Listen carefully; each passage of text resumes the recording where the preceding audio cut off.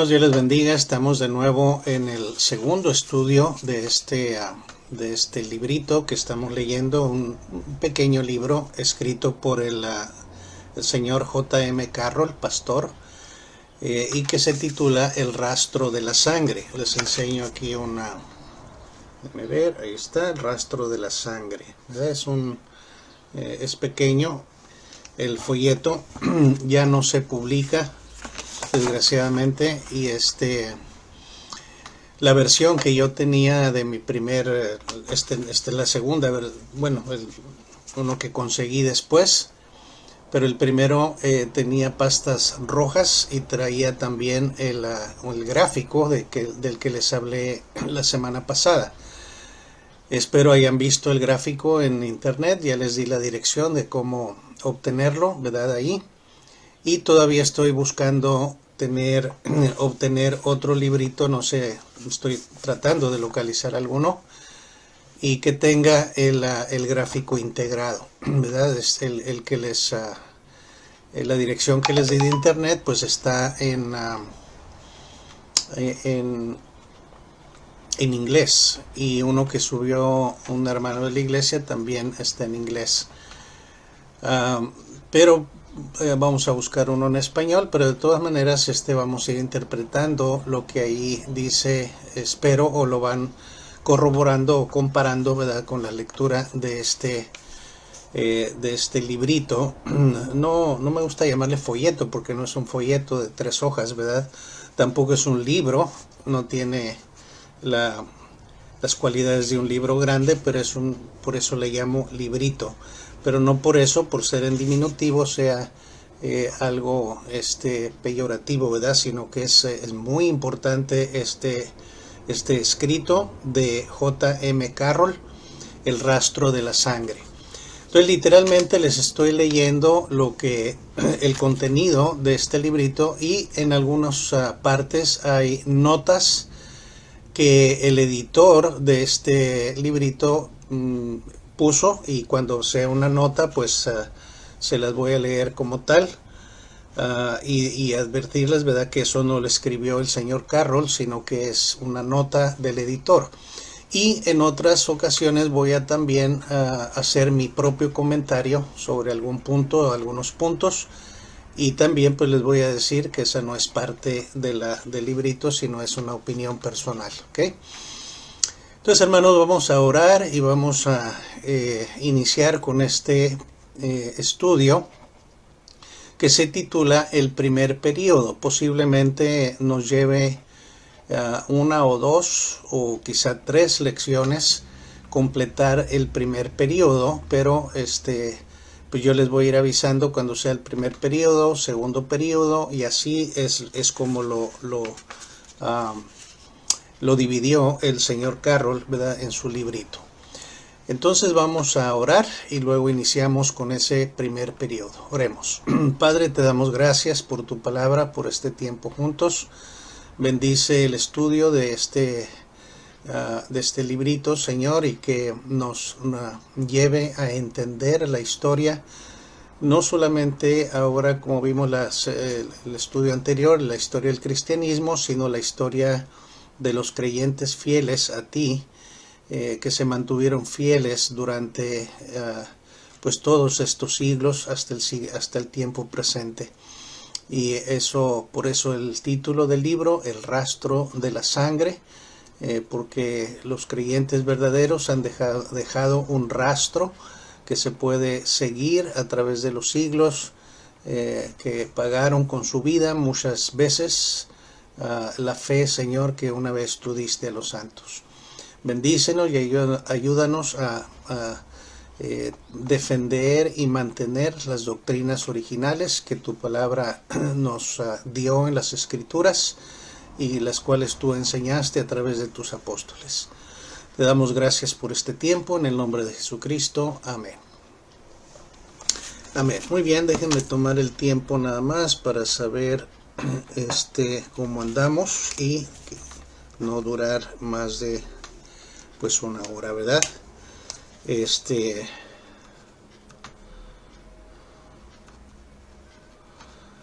Muy bien.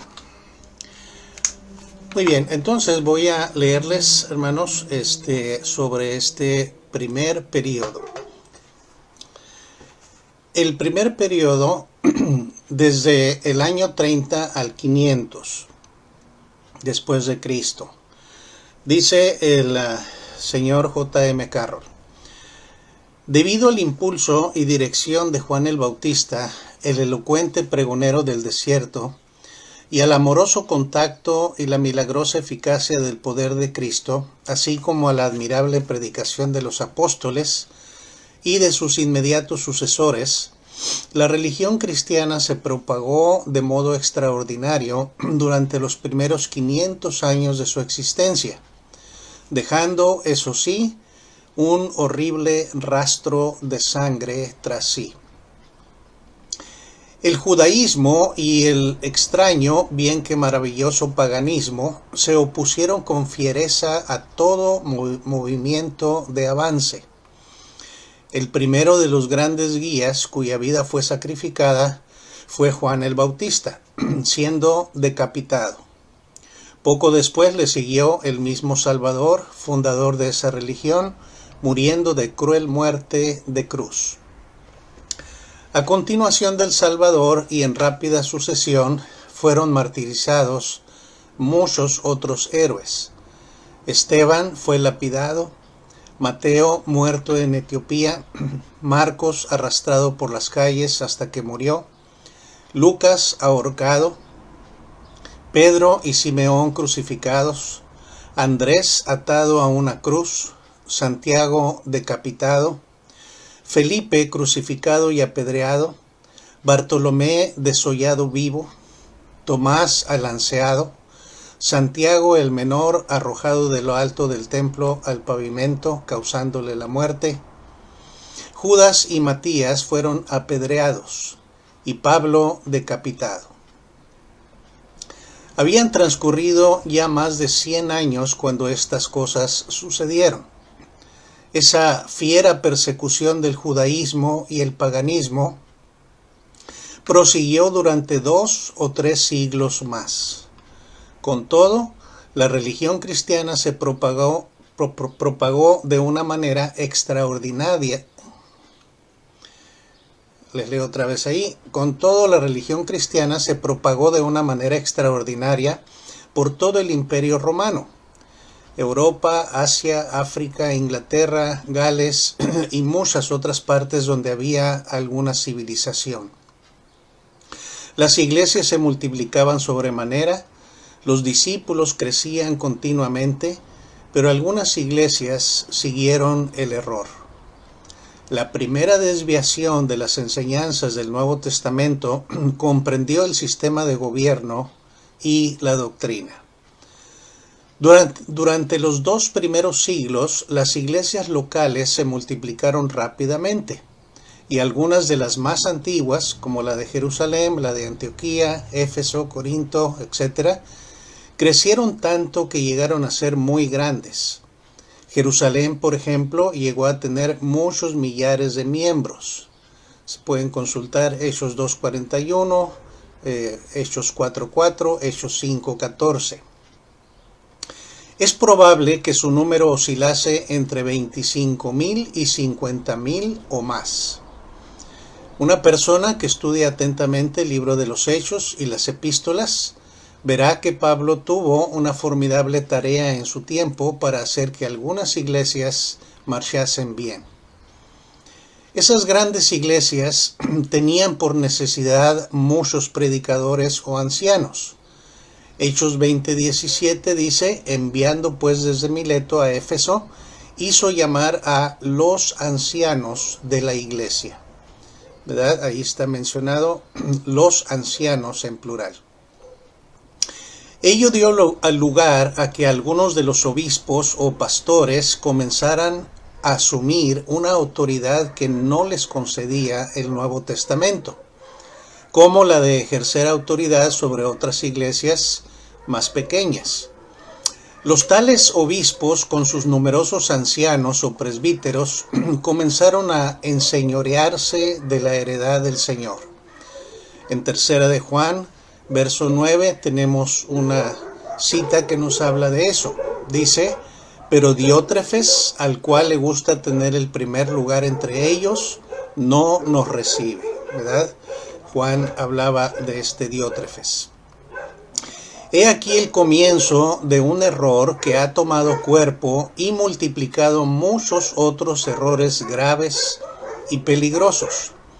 Aquí tenemos también el comienzo de las varias órdenes en el ministerio, las que fueron multiplicándose hasta alcanzar el número existente actualmente en el catolicismo y otros cuerpos religiosos. Esto fue el punto de partida que acabó con la forma democrática de gobierno de la iglesia existente en las iglesias primitivas. Esta irregularidad, aunque en pequeña escala, comenzó a fines del siglo II.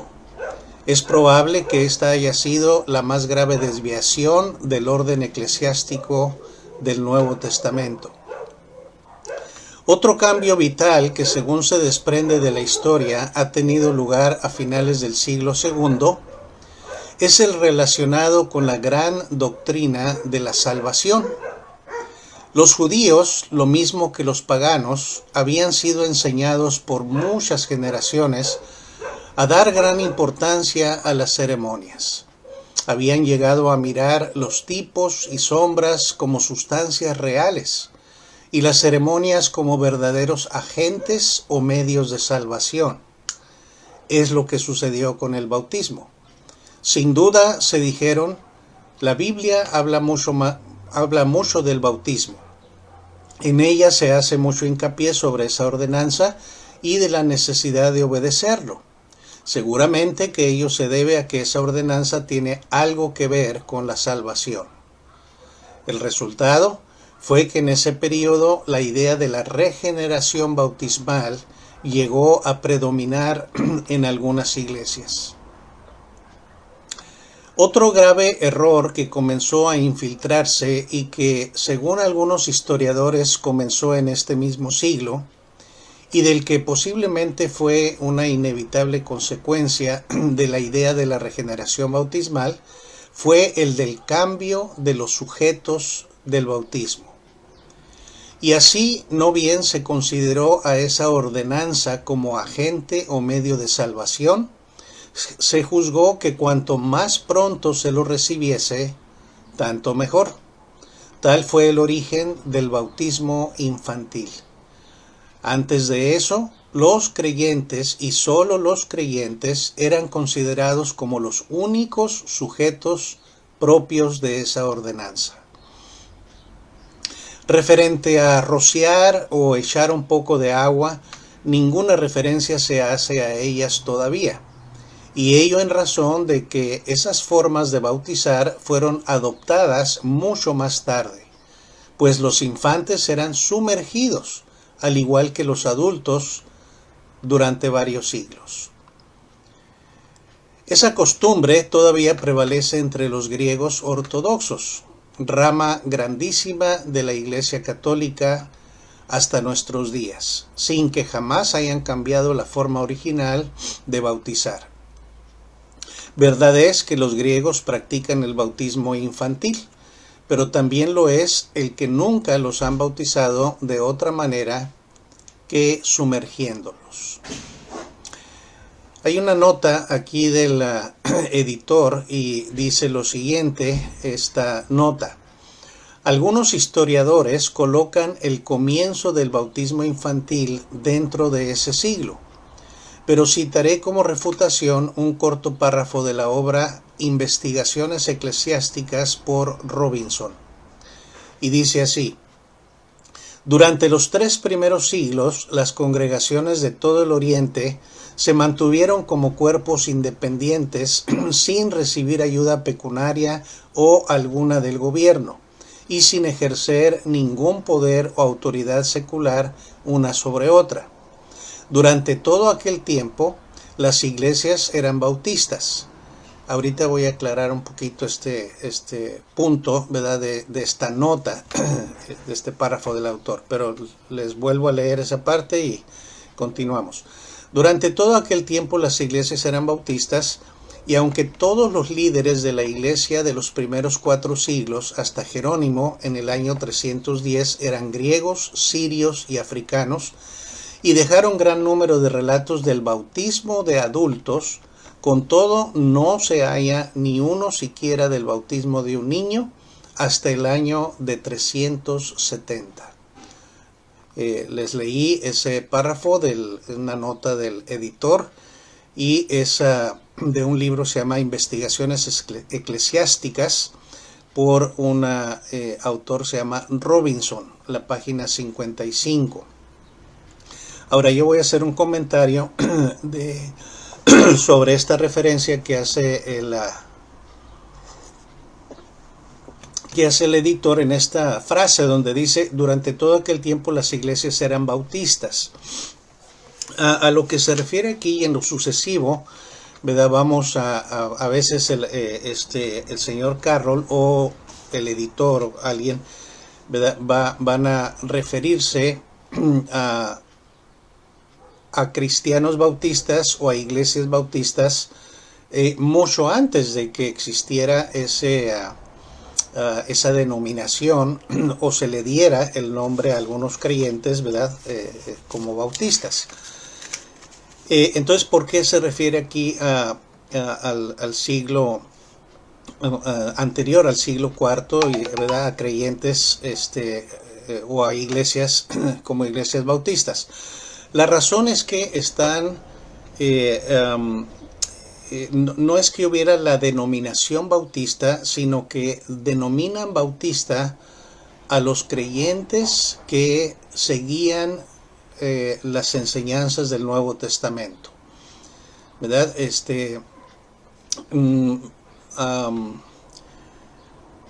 Quizá no sea buena idea llamarles así porque pues, no tenían un nombre bautista, pero lo que están haciendo referencia es a la, ¿cómo le puedo decir? A que eran creyentes, ¿verdad? Fieles a las normas del Nuevo Testamento y a la enseñanza del Señor Jesucristo. No tenían el nombre de bautistas, nadie les llamaba bautistas todavía, no había iglesias bautistas todavía, pero las características que los bautistas tienen hoy en día, en nuestro tiempo, para seguir el Nuevo Testamento, para la práctica y todo, ¿verdad? Los distintivos bautistas que leímos en el estudio pasado, pues estaban en estas iglesias y en estos creyentes. Entonces, para no estar haciendo la referencia a que eran de un modo o de otro, se les llama iglesias bautistas, ¿verdad? Aunque pues con esta aclaración, espero que no los haya enredado más de lo que traté de aclarar. Pero pues si hay preguntas, adelante, ¿verdad? Me mandan un recadito y me dicen no entendí o no estoy de acuerdo o algo, y tratar de volverlo a refrasear, ¿verdad? Más adelante. Entonces, por eso esa nota. Dice, continúa ahora el escrito del señor Carroll en El rastro de la sangre. Recuérdese que cambios semejantes a los mencionados aquí no se hicieron en un día ni en un año, sino que se fueron realizando poco a poco y nunca en todas las iglesias. Algunas de ellas los repudiaron enérgicamente. Tanto es así que el año 251, las iglesias que se mantuvieron fieles rompieron la comunión con las que aceptaron y practicaron tales errores. ¿Sí? Desde tan temprano como el año 251, pues ya había rompieron filas, ¿verdad? Con iglesias que aceptaban esos errores. Dice el autor, señor Carroll, dice, esa fue la primera separación oficial efectiva entre las iglesias. Debe advertirse que durante los 3 primeros siglos comenzaron 3 cambios importantes y vitales de las enseñanzas de Cristo y sus apóstoles. También ocurrió un evento significativo. Nótese esta sumaria recapitulación. Número 1. El apartarse de la idea neotestamentaria del obispo y del gobierno eclesiástico. Este cambio se extendió rápidamente y se hizo cada vez más evidente y dañoso. Número 2. El apartarse de las enseñanzas del Nuevo Testamento tocante a la regeneración por la regeneración bautismal.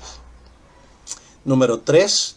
El cambio del bautismo de creyentes por el bautismo infantil. Este último, sin embargo, no se hizo general ni muy frecuente por más de un siglo.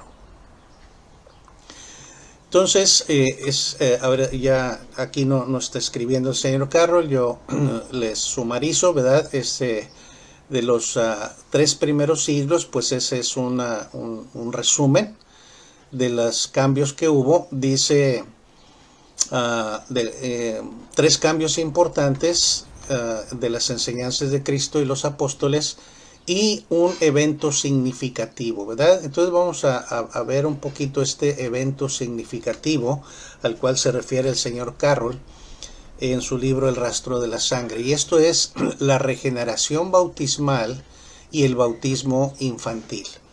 Entonces les leo de lo que él escribió.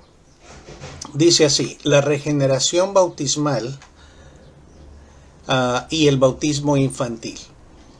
Estos dos errores, según el categórico testimonio de la historia, causaron más derramamiento de sangre de cristianos en el transcurso de los siglos que todos los otros errores combinados, o probablemente que todas las guerras no relacionadas con las persecuciones, si se exceptúa la reciente guerra mundial en los años 1914-1918. Más de 50 millones de cristianos sufrieron el martirio, principalmente por haber rechazado estos dos errores durante el sombrío período de la Edad Media, esto es, en el lapso de 12 o 13 siglos. La historia nos refiere que durante estos 3 primeros siglos existían 3 significativas características en la gran mayoría de las iglesias. Número 1, las iglesias separadas e independientes las unas de las otras. Número 2, los obispos, pastores, conocidos por un carácter servicial. Número 3, el bautismo de creyentes únicamente. Citaré, dice el señor Carroll, citaré a Mosheim, el más grande de todos los historiadores luteranos. Tomo 1, páginas 71 y 72. Y dice así esta cita de Mosheim, que cita el señor Carroll en su libro El rastro de la sangre. Dice: quien quiera que suponga que los obispos del siglo de oro de la Iglesia eran semejantes a los de los siglos posteriores, no hará sino una mezcla y confusión de caracteres muy diferentes, porque en este y en el siguiente siglo, un obispo tenía a su cargo una sola iglesia, que ordinariamente podía reunirse en una casa particular. Tampoco era su amo o señor, sino solo su ministro o servidor. En estos tiempos primitivos, todas las iglesias eran independientes, es decir, que ninguna estaba sujeta a la jurisdicción de otra. Pues aunque las iglesias que habían sido fundadas por los apóstoles habían honrado a estos consultándolos en casos dudosos, sin embargo no tenían ni autoridad judicial, ni dominio sobre ellas, ni facultad para dictarles leyes. Por el contrario, tan evidente es que las iglesias tenían iguales derechos como la luz de mediodía, encontrándose en el mismo plano de igualdad. Hasta ahí la cita de este hombre, Mosheim, al cual el señor Carroll dice que es el más grande de todos los historiadores luteranos, ¿verdad?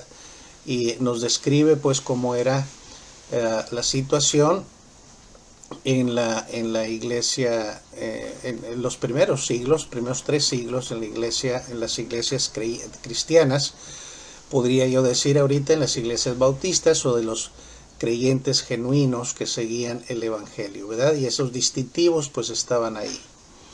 Continúa leyendo lo que el señor Carroll escribió. Déjeme consultar el tiempo, cómo vamos, vamos bien.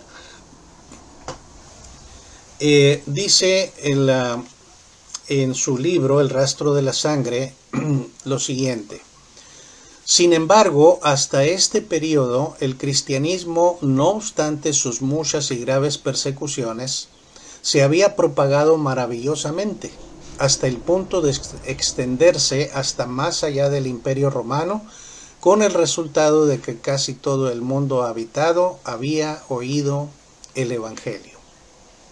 Es más, según algunos historiadores eclesiásticos, muchas de las iglesias fundadas por los apóstoles se hallaban en esta época todavía intactas y fielmente apegadas a las enseñanzas apostólicas.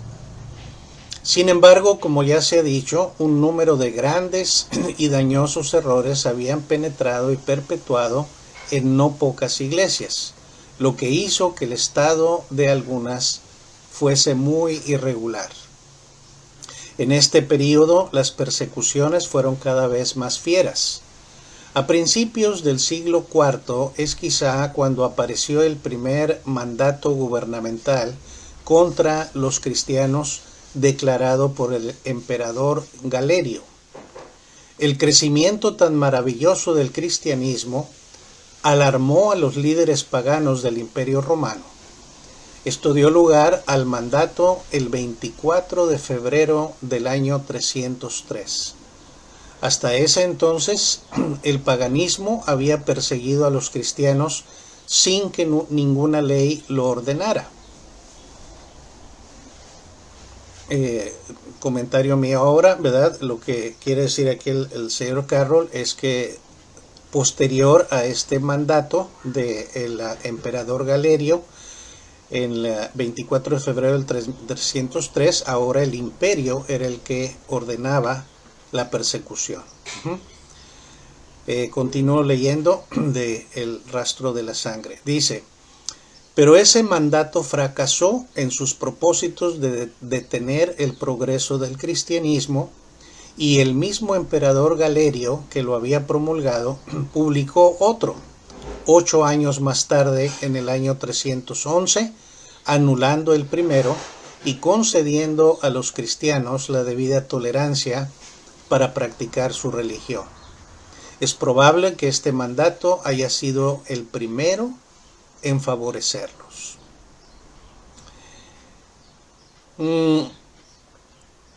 Hasta ahí vamos a llegar por hoy, porque lo que sigue es a principios del año 313, ¿verdad? Lo siguiente, y aunque sé que son un poquito más de media hora lo que llevamos ahorita, sin embargo no quiero extenderme mucho, y vamos a terminar hasta ahí este estudio de este día, y continuamos la semana que viene con lo siguiente, ¿verdad? Qué interesante ver la historia. Cuando hemos estudiado la historia del cristianismo, pues vimos estas mismas cosas, ¿verdad? Quizá un poquito más dispersas, ahorita está un poco más en detalle, aunque no en todo el detalle, ¿verdad? Pero es más, y espero que estén comprendiendo más ahora lo que los bautistas, ¿verdad? Enseñamos, y lo que sostenemos hasta este día. Y como pueden ver, las enseñanzas de una iglesia bautista, los fundamentos de una iglesia bautista, la declaración de fe, lo que creemos y lo que predicamos, es lo que la iglesia primitiva de Jerusalén, la que fundó el Señor Jesucristo, los apóstoles, ¿verdad? Enseñaban en aquel entonces. Y cuando empezó a haber desviaciones de la doctrina, los creyentes verdaderos, que podríamos llamar bautistas por guardar, ¿verdad?, el Nuevo Testamento, no se mezclaron con esta gente, ¿verdad? No se unieron. Primeramente rechazaron sus enseñanzas porque eran antibíblicas, y se mantuvieron fieles a las enseñanzas del Señor Jesucristo. En los errores que empezaron, ¿verdad?, con las jerarquías y el que hubiera influencia de una iglesia sobre otra, los obispos, ¿verdad?, sobre pequeñas iglesias, pues y no lo que el Nuevo Testamento nos enseñaba de una iglesia autónoma e independiente. Los bautistas se alejaron de eso, los creyentes verdaderos se alejaron de ese error, y hasta la fecha, por eso las iglesias bautistas son autónomas y son independientes. Lo segundo, pues pueden ver también que el pastor no es el tipo de, ¿cómo se puede decir?, de gobierno, es de la iglesia, ¿verdad? Es eclesiástico, es de la iglesia, es la que en sesiones de negocios decide los asuntos de la misma iglesia. No es el pastor el que dicta, es la iglesia, los miembros de una iglesia. Y lo tercero, ¿verdad?, el bautismo, que no tiene nada que ver con salvación, es una ordenanza dada para obediencia, ¿verdad? Es algo que debemos obedecer del Señor Jesucristo, y es también una representación simbólica de la muerte, sepultura y resurrección con Cristo del creyente, pero que no tiene validez de salvación, ¿verdad?, o de regeneración. Y esos errores fueron los que iniciaron en las iglesias, ¿verdad?, a través de los 3 primeros siglos, y luego eso llevó al bautismo de niños, bautismo infantil, y como ven, pues las iglesias bautistas hoy en día no hacen eso, sino se mantienen fieles a las enseñanzas del Nuevo Testamento. Bueno, vamos a llegar hasta aquí, como les dije, y continuamos el próximo jueves con este estudio, ¿verdad?, en lo que sigue del primer periodo. Okay, el Señor les bendiga, hermanos, que estemos bien. Dejen de ver el tiempo aquí. Bueno, andamos con buen tiempo. Okay. Les despido, Dios me los bendiga. Hasta luego.